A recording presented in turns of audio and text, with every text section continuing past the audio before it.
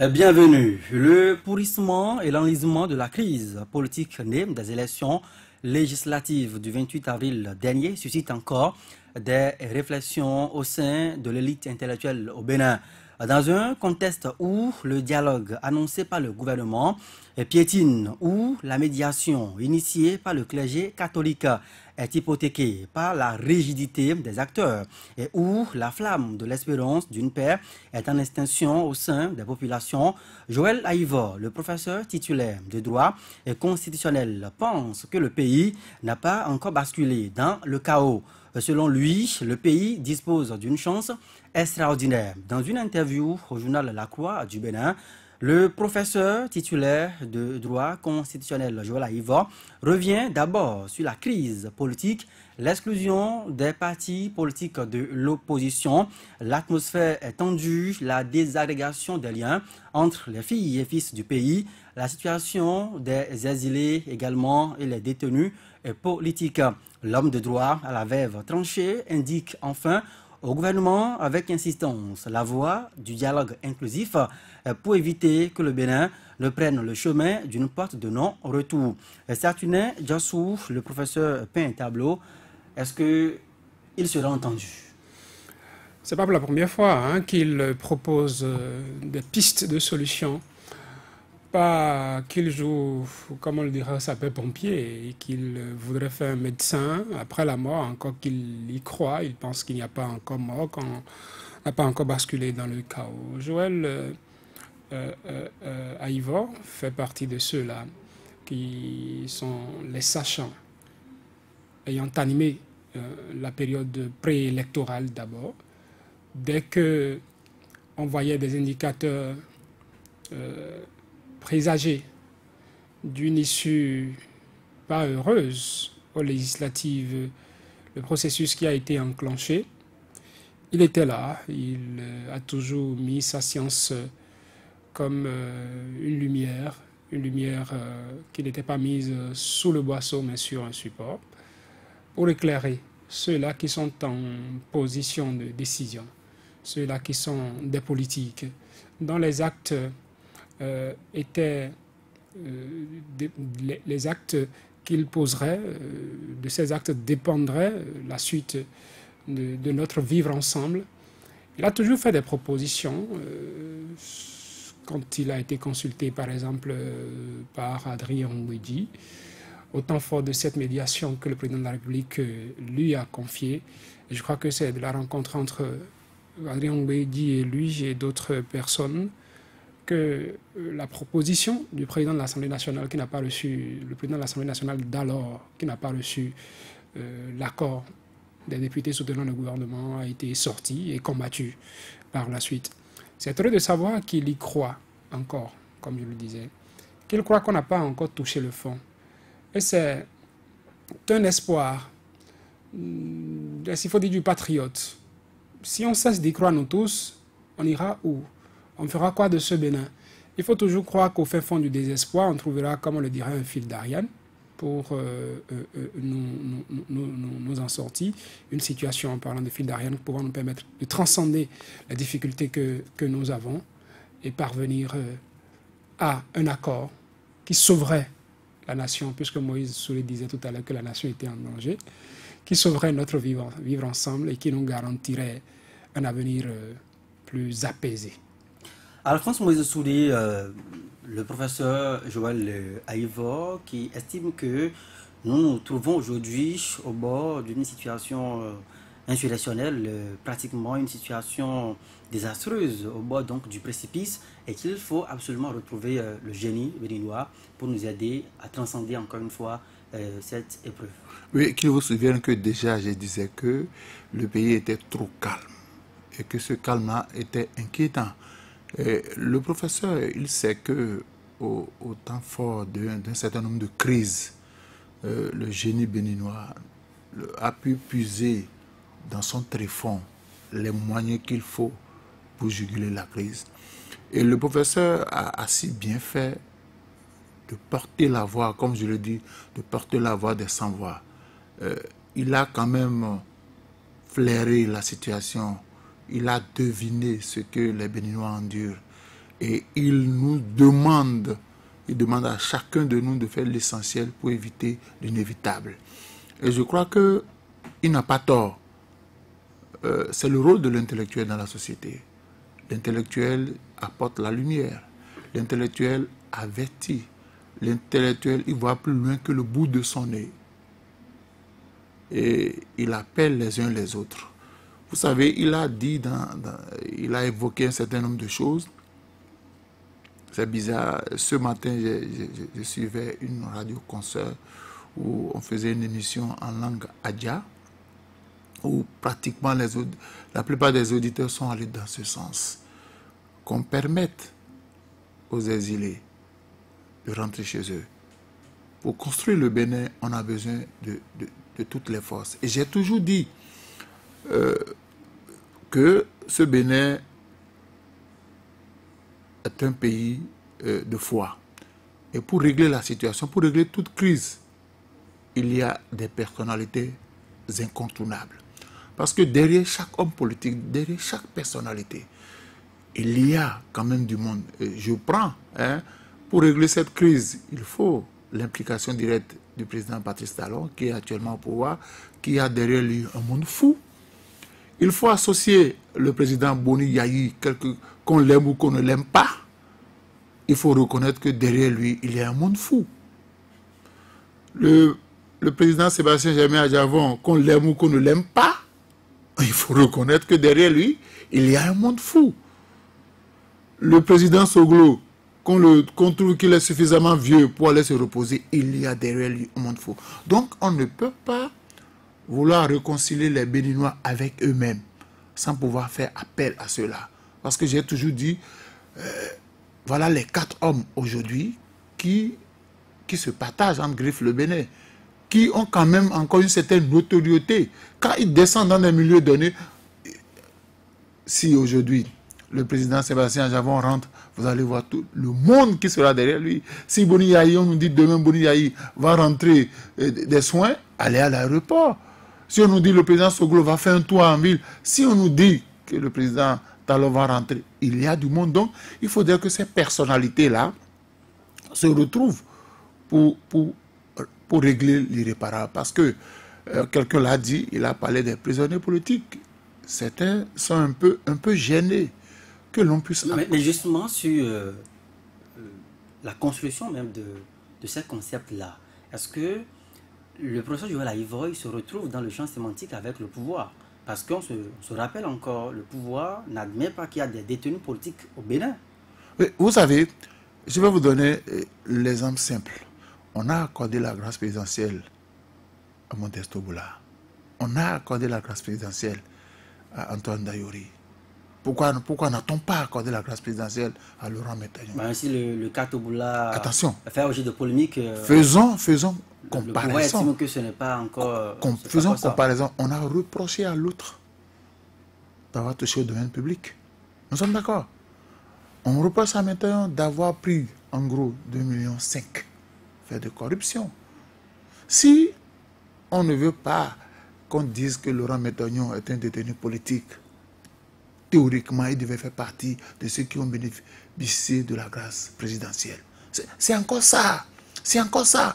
Parce que, est-ce que c'est pour ça qu'il est allé en prison, bien pour ses convictions politiques?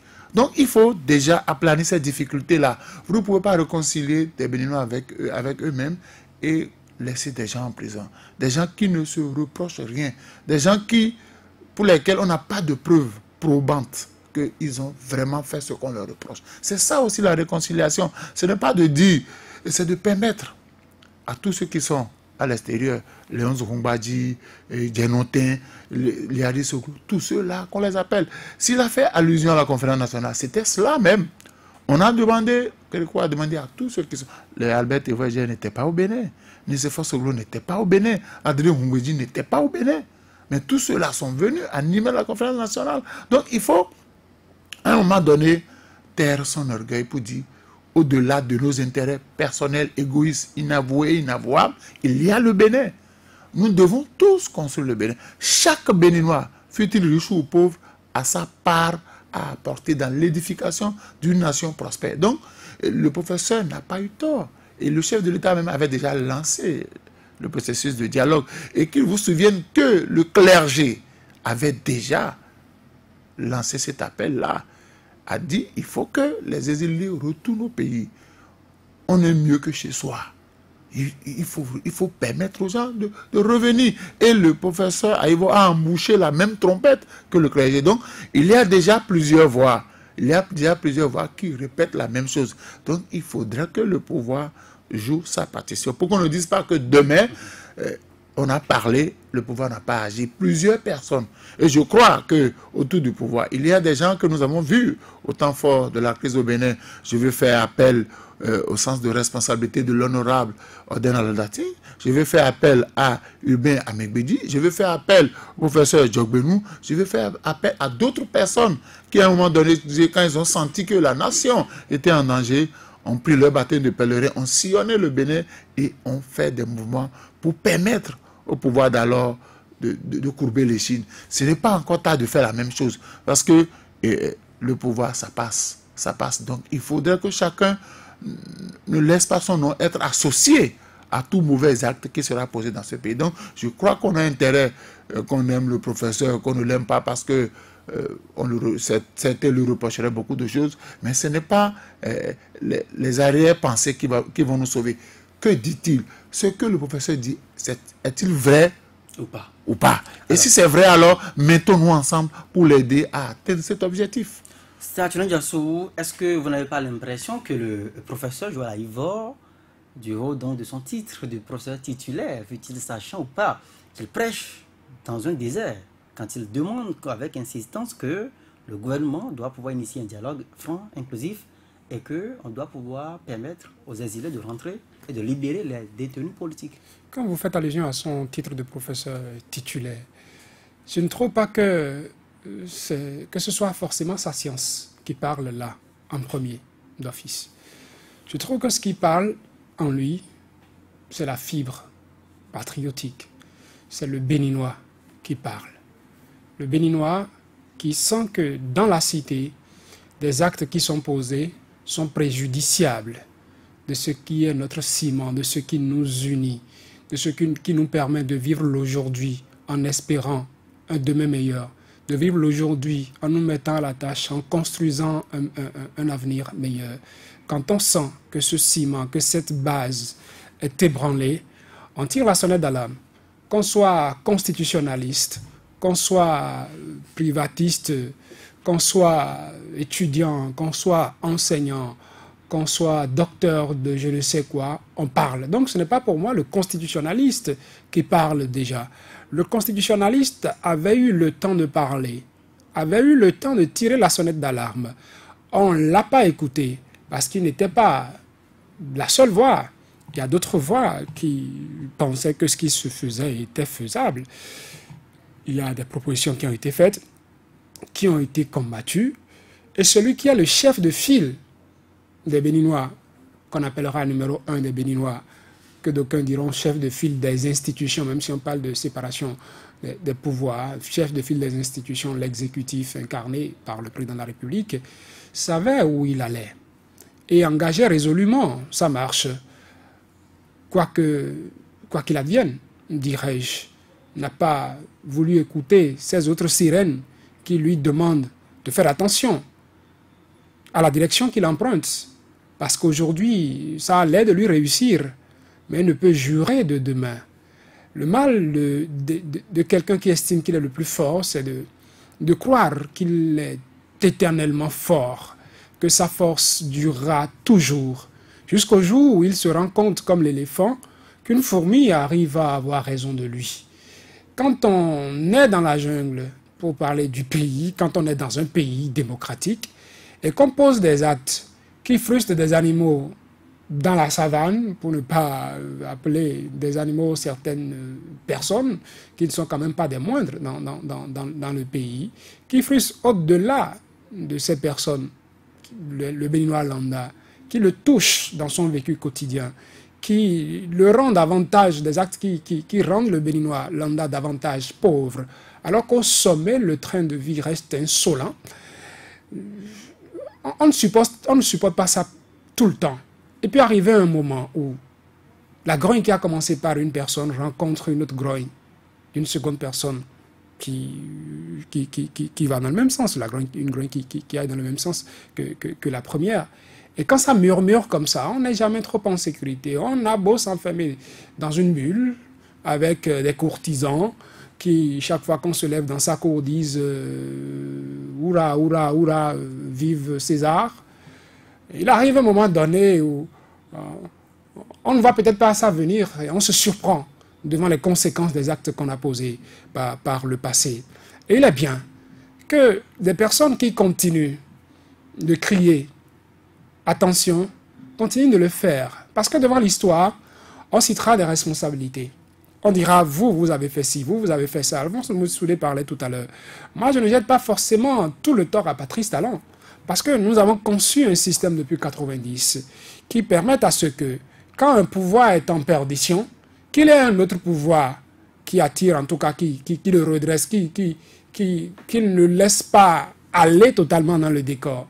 Mais quand on suppose que dans l'exécutif, ce n'est pas la droite ligne, qu'on constate qu'au niveau du législatif, au lieu de ramener l'exécutif sur cette droite ligne, parce qu'on parle de législatif, on parle des représentants du peuple au Parlement, ceux-là qui sont censés porter les aspirations du peuple, eux qui devraient dire à celui qui est en haut, attention, ce que tu es en train de faire au 15e ou je ne sais quel étage, ça agit au rez-de-chaussée ici, et ça secoue les fondements qu'on a vu poser. Ils disent, ok, vas-y, qu'est-ce que tu veux? Tu veux un bâton pour aller plus haut? Je te tends le bâton. À un moment donné, plus haut on monte, la chute est plus vertigineuse, en quelque sorte. Et pour vous, Saturnin Diassou, qu'est-ce qui explique, ou bien quels sont les facteurs qui expliquent que cette trajectoire posée dans la gestion même des pouvoirs, les différents pouvoirs, cette trajectoire-là soit aujourd'hui mise à mal? Je dirais, de la volonté d'un homme d'abord. Quand vous êtes élu président de la République et vous avez un mandat de 5 ans, on se dit, c'est mon mandat. Comme ce n'est pas Patrice Talon seul qui l'aurait dit, avant lui, d'autres présidents qui l'ont précédé, on dit, attendez votre tour pour gouverner le pays. On a très tôt pris le Bénin, la République, pour cette société qu'on appellerait Bénin Contrôle, par exemple, dont on a eu la gestion. Là-bas, on est dans le privé, on peut dicter toutes ces règles et les mettre à exécution, encore que même dans une société privée, quand vous posez des actes qui briment vos employés, ils peuvent vous assigner à la main d'œuvre, ils peuvent vous traîner en justice. Cela voudra dire que même dans votre propre société, vous ne pouvez pas disposer de la vie de vos employés comme bon vous semble. Si on ne saurait faire ça dans une société privée, est-ce qu'on peut se le permettre à la tête d'un pays, à la tête du Bénin, à la tête de cette république-là, qui est une république démocratique?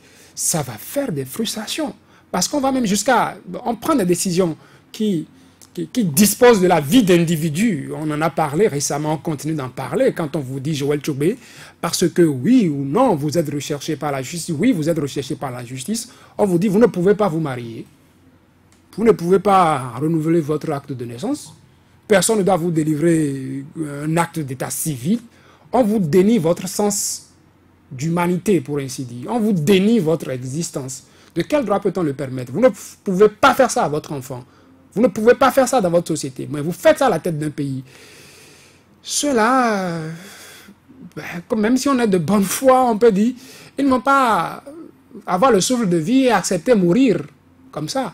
D'une manière ou d'une autre, ils peuvent chercher à mobiliser des forces autour d'eux pour que la situation change. Ce n'est pas ce que nous souhaitons pour le pays.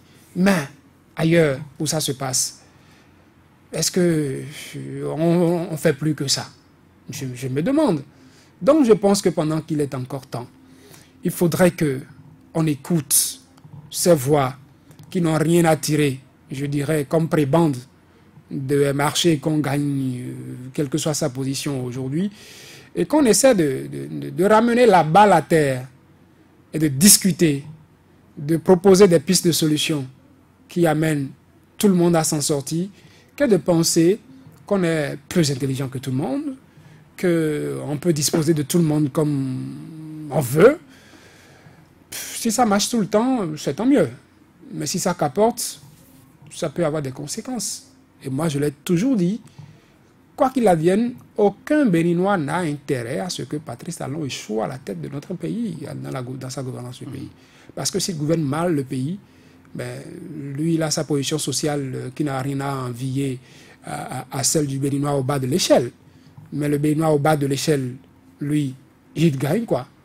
5 ans d'errance, 5 ans de gâchis, c'est la pauvreté qui va s'enliser davantage dans les couches du pays. Donc, personne n'a intérêt à ce que Patrice Talon échoue. C'est pourquoi quand on constate qu'à la tête du pays, il y a des choses qui ne vont pas, qui ne tournent pas comme cela se doit, on se dit, vous lisez, monsieur, tout à l'heure, vous parlez des zèbres qui en pâtissent quand les éléphants se battent. Il faudrait que, puisque nous ne sommes pas des herbes et que nous sommes des humains, nous avons la bouche pour parler, il faudrait qu'on crie pour dire, attention, nous qui sommes en bas, nous sommes en train de mourir. On dira chez nous que ce qui sauve l'œil, c'est quand on constate qu'on promène un bâton dans ses environs, qui disent, s'il te plaît, fais attention à moi, tu peux crever, tu peux me crever, parce que je suis un œil. Le gouvernement doit trouver dans le pays les personnes dont les voix sont crédibles. Par exemple, s'appuyer sur le clergé catholique pour ressouder le pays. J'ai cité le professeur Joël Aïvor. Alors, est-ce que lorsqu'on sait qu'il y a une médiation qui semble être hypothéquée, même si le clergé semble ne pas l'assumer publiquement, est-ce qu'on doit continuer à espérer de ce côté-là? Non, nous avions déjà mené le débat ici. Et je vous ai dit, je l'ai répété, le professeur Boyonvi l'a aussi martelé. Il n'y a que dans l'entourage du chef de l'État, certaines personnes ne veulent plus du clergé comme organe de médiation. Parce qu'on reprocherait au clergé de prendre parti. On reprocherait au clergé de ne pas faire preuve d'objectivité dans la médiation. Je dis, au-delà de tout ça, la médiation revient aux religieux apolitiques. Je pèse bien mes mots, aux religieux apolitiques. Et deuxième chose, il y a des actes forts que le gouvernement peut poser déjà. Un premier acte, c'est d'annuler l'arrêté interministériel, ministre de l'Intérieur, ministre de la Justice, qui interdit aux Béninois d'avoir leurs papiers. Que ceux qui ont maille à partie avec la justice, non. C'est pas parce que j'ai maille à partie avec la justice que, comme ma carte d'identité vient à expiration, que je ne peux pas la renouveler. Si mon passeport est expiré, encore qu'aujourd'hui, quand vous devez renouveler le passeport, vous descendez pour le renouveler. Mais Alphonse Moïse Soudé, même si le professeur Joël Aïvor estime que le pays ne jettera pas ses enfants contraints à l'asile ou mis en prison, il est également à reconnaître que le pouvoir estime que lorsque vous êtes recherché, il faut revenir assumer publiquement vos actes. Pas en asile, en cavale, pas du tout. Bien en promenade d'aisance. Je ne sais pas s'il y a un Béninois qui a déjà refusé d'assumer ses responsabilités. Je ne sais pas. C'est la méthode, c'est la manière dont les dossiers sont traités que l'on reproche aux gens. Non, moi, écoutez, l'histoire est têtue. L'histoire est têtue. 2012 n'est pas loin. 2012 n'est pas loin. 2012 n'est pas loin. Nous sommes en 2019. 2012 n'est pas loin. Donc, il faut faire des rapprochements. Les gens ne comprennent pas. Je prends le cas de Météo. Parce qu'on a interjeté appel, le tribunal s'est déclaré incompétent. On envoie le dossier à la criette. On n'a plus le droit d'interjeter appel. Il y a des actes forts qu'il faut poser. Moi, je dis, nous sommes pratiquement à 2 semaines de la rentrée. Écoutez la plainte des parents. Écoutez la plainte des parents. Les parents ne sont pas encore... Ça j'ai vu, c'est ça? Ils ne sont pas encore prêts pour acheter les fournitures. Si vous voulez, moi, je me suis amusé à faire le tour des stands pour savoir si la clientèle arrive. On dit non, pas encore. Pas encore. Vous allez voir des gens qui ont des sociétés qui n'ont plus obtenu de marché, qui n'ont plus rien, qui ont fermé et qui ont mis des bouches à la maison. C'est ça le problème. Quand on dit qu'il y a problème, c'est ça le problème. Quand monsieur et madame travaillent dans des entreprises, les 2 entreprises sont contraintes de fermer, sont à la maison. Les enfants veulent aller à l'école, on ne sait pas. C'est ça le problème. Ce n'est pas... Écoutez, on reconnaît que des actions se posent, mais on a besoin que les actions aillent en direction de la majorité. De la majorité. Donc, il faut régler ces problèmes-là. Parce que derrière quelqu'un qui perd son emploi, vous savez combien de bouches il y a? Ce n'est pas sa bouche. Encore que lui-même, il ne mange pas grand-chose. Mais il travaille pour ses enfants, il travaille pour sa famille. Et quand il se retrouve à la maison, on dira, c'est à cause de tant Tampillon que papa est à la maison. Donc, il y a de ces problèmes-là qu'il faut régler. Au-delà, d'abord, des hommes politiques. Il y a des citoyens qui ne peuvent plus se livrer à leurs activités. Il y a des citoyens qui n'arrivent pas à joindre les deux bouts. Il y a des citoyens qui sont installés dans une certaine précarité. Il faut régler ça. Le Béninois ne demande pas que vous lui offrez une villa, une voiture de luxe, mais le Béninois veut le pain, le minimum. Le pain, quand papa sort le matin, qu'il ramène de quoi nourrir ses enfants. C'est ça. Parce que et ce minimum-là, vous n'avez pas l'impression et quand je le dis, c'est disponible aujourd'hui? Si des prêtres, des pasteurs, les imams peuvent parler, dans les églises, les quais ont baissé. Ça, je le dis tout le temps. Dans les églises, ce sont des baromètres. Ce sont des baromètres. Si vous voulez, c'est un référentiel les vendredis, de mesure. Les vendredis, il m'arrive d'aller rester non loin de la mosquée de Zongo. Avant, il y avait du monde. Des gens venaient offrir des présents à nos frères. Mais vous les comptez maintenant au bout des doigts, ça n'arrive plus. C'est ça la réalité. Parce que quand ça marche, on ressent ça. Quand les affaires marchent, les chrétiens payent leurs dîmes. Quand les affaires marchent, les chrétiens font leurs actions de grâce. Et je dis, dans tout pays, surtout au Bénin, on a toujours su ça. Et ça ne marche pas. Ça ne marche pas. Et quand ça se passe comme ça, vous voulez que parfois même, des gens se sentent en difficulté. Ils vont à l'hôpital. Mais vous avez entendu des affidés du pouvoir expliquer que, au fait, on a fermé les vannes de la corruption, de l'argent sale qui circulait. C'est ce qui a occasionné cette situation fâcheuse dont vous parlez. Ah bon? Ah bon? Et pourtant, il y a des gens du pouvoir que vous retrouvez dans des coins chauds, sabler du champagne, dans les VIP. Et ils ne sont pas des Béninois. Donc il y a des gens qui sont réservés, sablé champagne dans les VIP et que d'autres doivent délayer matin, midi, soir. Quelle vanne! Quelle vanne! Quelle vanne! Quand j'ai une entreprise, j'ai une entreprise où d'habitude j'ai le marché de 1 million, 2 millions fournitures de bureaux et que depuis là on dit désormais plus de marché pour les autres, on donne ça à telle personne. Et que monsieur n'arrive plus à prendre les marchés de 1 million, 2 millions. Il ne peut pas vivre. Il ferme sa société, il renvoie tout le monde à la maison. C'est ce que je dis. Je dis, prospérité partagée.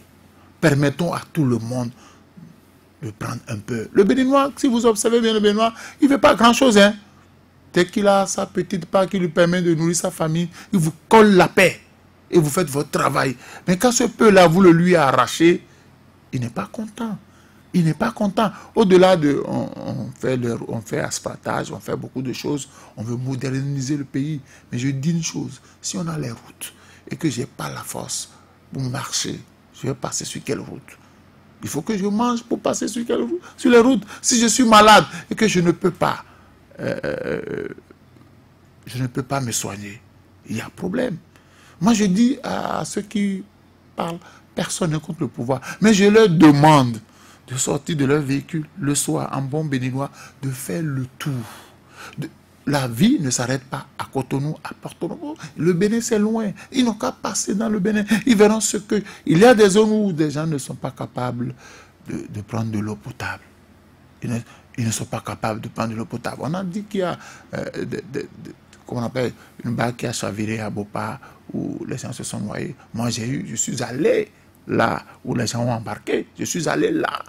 J'ai demandé pourquoi. Vous pensez qu'on choisit par hasard de faire de la surcharge dans une barque? C'est parce qu'on n'a pas les moyens. Vous n'allez quand même pas trouver des excuses. Ce n'est pas des excuses. Voilà, mais celui qui conduisait cette barque-là. Non, ce n'est pas... Joël, parfois, vous avez envie de bien manger. Pourquoi parfois nos frères achètent des vivres avariés? Quand là-bas c'est 1500 avariés, on te vend ça à 300. Tu achètes ce qui est dans ton pouvoir. Et je dis, il faut augmenter. J'ai toujours plaidé aujourd'hui avec le SMIC que nous avons là. Un bon béninois, tout à l'heure, j'ai lu un communiqué de la police où on dit que rançonnement sur les voies. Est-ce qu'on a réglé les conditions de vie et de travail des policiers? Est-ce qu'on a réglé ça? Les policiers se plaignent pour dire, quand on a fusionné gendarmerie pour faire la police républicaine, on n'a pas réglé les problèmes. Donc, vous ne pouvez pas demander aux gens de se taire quand le minimum qui leur revient de droit, ils ne l'ont pas. C'est ça la réalité. On a dit que les policiers ont repris le rationnement. Mais je ne justifie pas leur comportement, mais ça a une cause. Ça a une cause. Ça a une cause. Vous voyez, les policiers, c'est comme si, bon, ils ont envie de quitter le corps. Il faut arranger leurs conditions de vie et de travail. Si vous ne voulez pas que sur les voies, ils rançonnent les gens. Moi, je ne dis pas que ce qu'ils font, c'est bon, mais il faut d'abord, quand vous voulez, vous demander à votre enfant d'être sérieux, d'être travailleur, d'être respectueux des lois de la maison, il faut lui donner ce à quoi il a droit. Si il a droit à 100 francs, remettez-lui ces 100 francs, ne lui remettez pas 50 francs, parce qu'il y aura une différence qui va combler. D'accord. Alors, c'est vrai, Alphonse Moïse Soudé nous a embarqué sur des questions purement de développement dans beaucoup de secteurs, sécuritaire, sanitaire et d'éducation, le développement, la modernisation également du réseau routier et tout ça. Je reviens donc dans le fond de mon débat ce soir avec vous, Saturnin et Diassou. Selon le professeur Joël Ivor, qui fait référence d'ailleurs à cette capacité extraordinaire, inouïe des Béninois qui en 90 ont pu régler leurs problèmes dans le temps. Il dit que quand on fait référence à cette période, qu'il ne voit pas aujourd'hui de raison pour qu'on ne soit pas capable de s'asseoir pour discuter. Est-ce qu'on a toujours le même contexte pour qu'il puisse raisonner ainsi? Je ne pense pas que le contexte soit le même. En 90, je ne sais pas ce que je valais à l'époque, donc nous ne ressentions pas tout ça, tout bébé encore. Mais on nous dira que oui, les gens ne manquent pas de salaire aujourd'hui, comme en 88, 89, qu'il n'y a pas de banqueroute, qu'il n'y a pas ci, qu'il n'y a pas ça, et qu'il est illusoire de vouloir comparer la situation que nous traversons actuellement à celle de 1988-89, tout ce qui a précipité Mathieu Kérékou vers la conférence des forces vives de la nation. Mais il y a quand même d'autres choses qui sont là. Est-ce que les Béninois, en ayant toujours leur salaire, continuent de pouvoir s'assurer les repas quotidiens? Est-ce que les emplois qu'ils ont, ils continuent de garder confiance, de garder espoir, de dormir sur leurs deux oreilles, comme on le dirait, se disant « je ne m'inquiète pas, demain mon boulot serait toujours là, il n'y a rien à faire, on continuerait ». On n'est pas sans savoir tout ce qu'il y a eu comme débat autour des dernières évaluations qu'on a tenues dans le monde des enseignants contractuels de 2008. La peur du lendemain, la peur de ce qu'on fera, de ce pourquoi on appelle. Et cette peur qui a mené à ce qu'on perde confiance au gouvernant. Le gouvernant qui dit « viens, je ne te taperai pas ». Et le gouverneur qui dit « tu es coutumier des faits. Tu as beau dire ça, je viendrai et tu trouveras le moyen, la manière de me donner un coup à la fin ». Et quand vous avez tout ça, on n'est peut-être pas en 88-89, mais il y a d'autres indices aujourd'hui qui pourraient avoir des effets de bombe qu'on craignait en 1990. Parce que le tissu social aujourd'hui, quel est son état? Quel est l'état d'âme du Béninois? Alphonse Moïse Soudé parlait de oui, en fait, quand vous gouvernez dans un pays, il n'y a pas la justice. Quand il y a l'injustice, vous créez des frustrations. En 88, en tout cas avant 90, on expérimentait un pouvoir, le PRPB, le gouvernement qui exécutait ce qu'il voulait, comme il voulait, en quelque sorte. Tout au moins, il a eu le mérite à l'époque, ce gouvernement, d'indiquer clairement sa feuille de route et on savait que voilà ce que le gouvernement veut faire, voilà tel type de gouvernement nous avons à l'époque. Mais aujourd'hui, nous sommes dans un régime démocratique et nous gouvernons avec des règles qui sont carrément aux antipodes de ces règles démocratiques, où vous favorisez les vôtres. Les autres, ce sont toujours eux les mauvais. Alphonse Moïse Soudé parlait de ceux qui auraient été graciés, qui auraient rempli les conditions pour en bénéficier, et d'autres qui sont en prison. Si c'est que ceux qui sont en prison sont coupables de ce qu'on leur reproche, mais on n'en parlera pas. Pourquoi continue-t-on de parler de Laurent Métaillon jusqu'ici? C'est parce que sans aucune preuve, on a jeté un individu, un Béninois, un père de famille, en prison. Sans aucune preuve. Alors que la justice l'espace qui demande que celui que vous accusez, tout au moins, vous donniez des raisons à ceux qui veulent l'accuser, de l'accuser de ne pas avoir du remords par la suite. Mais on envoie des innocents en prison parce qu'on est aujourd'hui le plus fort. On envoie d'autres en prison. On dit, par exemple, qu'on lutte contre la corruption, pour citer ce cas dont parlait Alphonse Moïse Souré, Modeste Touboula et autres. Modeste Touboula, aussitôt condamné, aussitôt évacué à l'extérieur. Il a été malade. C'est vous qui dites qu'il a été malade. C'est la raison évoquée par... C'est la raison évoquée. Est-ce que vous avez vu un certificat médical attestant que Modeste Touboula était malade avant d'aller à l'extérieur? Allez écouter, allez vous renseigner sur les conditions, en tout cas son comportement en prison, avant qu'il s'envole le petit matin de ce jour-là pour l'extérieur. Ça, c'est le journaliste d'investigation qui parle. Ça, c'est le journaliste d'investigation qui parle. Allez sur les traces, allez-y, on vous dira que voilà, de telle heure à telle heure, il y a ici, de telle heure à telle heure, il y a ça, voilà. Et puis, paf, le lendemain, on dit, il est parti. On dit qu'on lutte contre la corruption. C'est arrivé. Quand on a déchargé Modeste Touboula, le ministre qu'on a déchargé, qui serait également coupable dans ce dossier, quand on a l'habitude de sonner des députés pour qu'on lève les immunités, pourquoi n'attend pas tout au moins enclencher une procédure parlementaire contre ce ministre-là pour qu'il soit écouté? Est-ce qu'on en parle aujourd'hui? Parce qu'on a son plan. Modeste Touboula, on lui a permis de sortir. Je vous parlais de journalistes d'investigation. Aller également en prison pour voir ceux qui sont là, qui croupissent, qui sont malades, qui ont besoin d'évacuation. Mais qu'on laisse mourant en prison.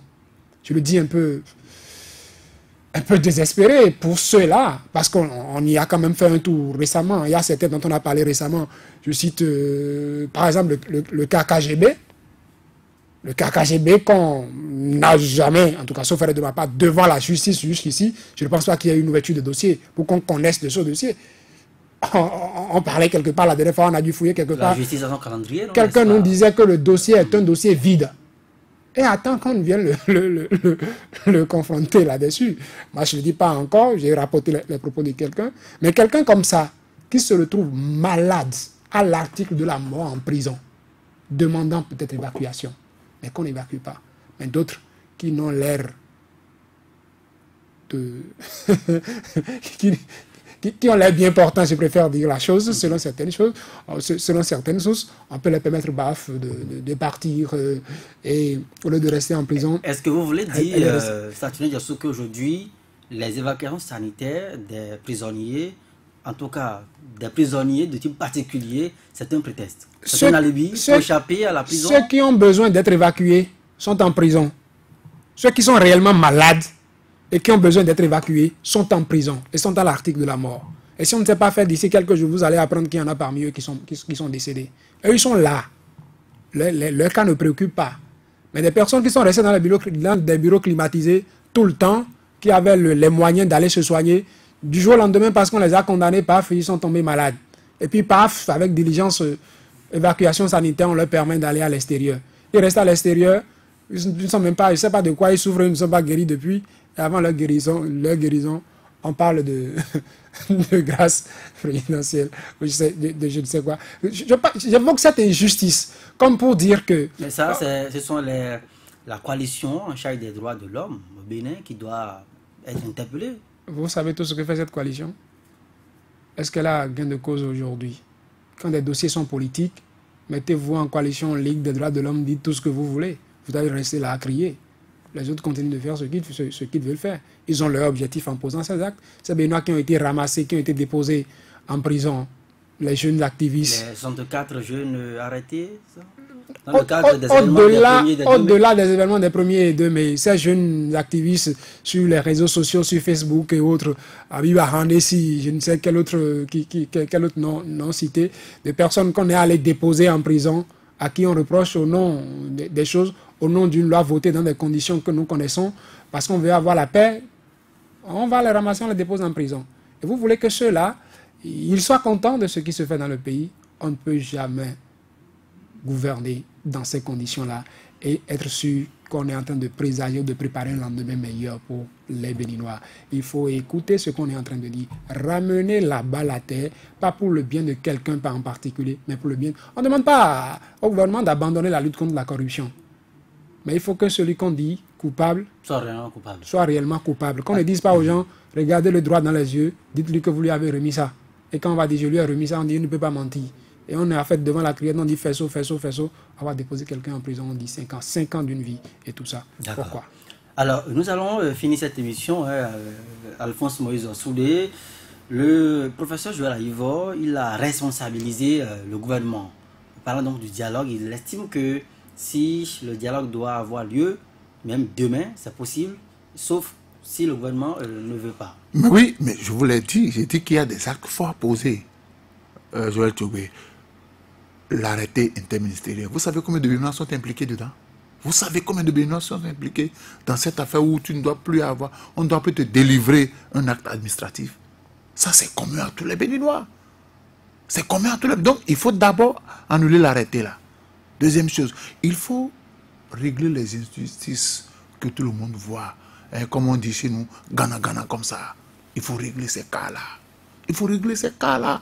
Parce qu'il y a des gens qui sont devenus cabrimois et disent, bon, advient que pourra. Non, ce n'est pas ça. Il ne faut pas qu'il y ait deux poids. Tout le monde est d'accord que nous devons lutter contre la corruption, mais pas de deux poids, deux mesures. Parce qu'avant de faire venir ceux qui sont à l'extérieur, il faut régler les problèmes à l'interne. Ça vient de soi parler d'injustice. Les gens estiment qu'il y a trop d'injustice dans ce pays. Est-ce que vous voyez le gouvernement aujourd'hui, porté par le chef de l'État, Patrice Talon, effectivement régler ce problème? Mais oui. Écoutez, certificat de conformité, le gouvernement peut régler ça. Il peut régler ça tranquillement. Il peut régler ça. Wali Zoumarou, c'est quand Azatasoa a évoqué le problème de conformité, il parlait de caporisation de toutes les institutions de l'administration, qu'il a dit ça. On peut déjà régler ça. On peut déjà annuler l'arrêté interministériel. On peut faire beaucoup de choses. On peut déjà montrer aux enseignants ACE que, bon, en réalité, on ne veut pas vous retourner chez vos parents. C'est ça la peur du lendemain. On est dans une inquiétude permanente. On est dans une inquiétude permanente. C'est ça là. Si les gens ne peuvent pas manger à leur faim, s'ils ne peuvent pas gérer leurs besoins quotidiens. Vous savez, on a mis des gens, on a dit, les gens ont fait pipi, on les a arrêtés.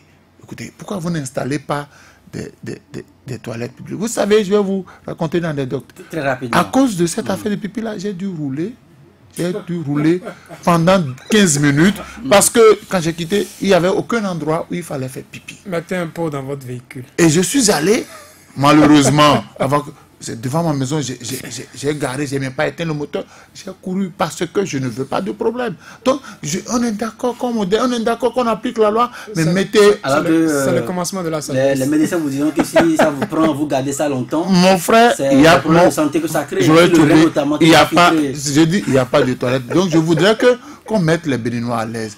Les Béninois ne peuvent pas empêcher le président Patrice Talon de mettre le Bénin sur l'orbite du développement. Mais le Béninois veut se retrouver dans de bonnes conditions de travail et d'existence. Voilà, nous avons malheureusement épuisé donc le temps imparti à cette émission. Saturne Diassou, 30 secondes pour conclure.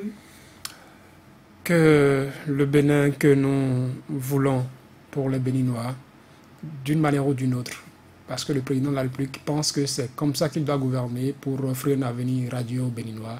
Ceux qui sont au bas de l'échelle pensent que ce qu'il est en train de faire actuellement est en train d'hypothéquer cet avenir. Il faut que les Béninois se retrouvent, qu'ils écoutent les Béninois et qu'ils essaient de revoir ce qu'ils doivent revoir pour que, comme il l'a dit à la fin de son mandat, qu'il puisse être porté en triomphe. Le professeur Joël Aïvo a parlé et indiqué la voie du dialogue au gouvernement de la rupture. Nous en avons fait notre sujet ce soir. L'intégrale, c'est la fin. On se retrouve encore demain.